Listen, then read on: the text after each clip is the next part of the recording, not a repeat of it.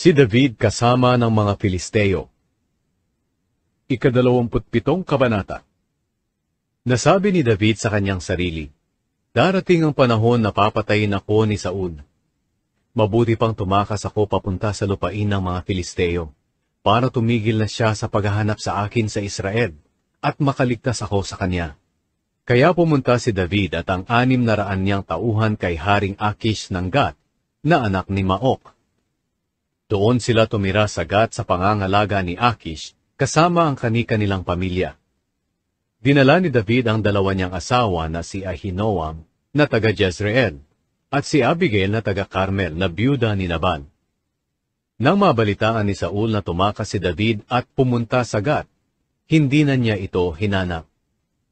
Isang araw sinabi ni David kay Akish, "Kung naging mabuti po ako sa inyong paningin, maaari po bang sa isang bayan sa ibang lalawigan kami tumira? Hindi po kasi kami nararapat tumira rito sa lungsod na tinitirahan ninyo bilang hari." Kaya ng araw na iyon ibinigay sa kanya ni Akish ang lugar ng Ziklag. Kaya hanggang ngayon sakop ito ng mga hari ng Huda.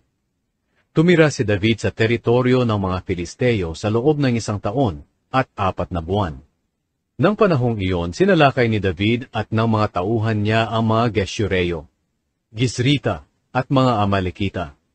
Mula pa noong una, ang mga taong ito'y nakatira na sa lugar na malapit sa Shur, papuntang Ehipto.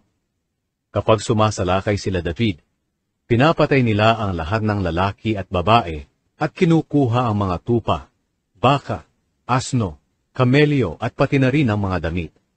Pagkatapos, bumabalik sila kay Akish.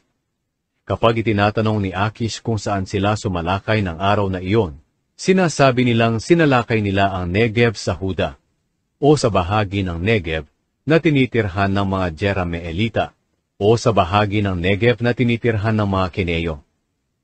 Pinapatay ni na David ang lahat ng lalaki at babae para walang makarating sa Gat, at sabihin kung ano talaga ang ginawa nila.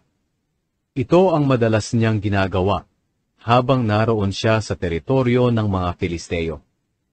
Pinagkakatiwalaan ni Akish si David, kaya nasabi niya sa kanyang sarili, "Natitiyak kong kinamumuhian na si David ng mga kapwa niya Israelita, kaya habang buhay na siyang maglilingkod sa akin."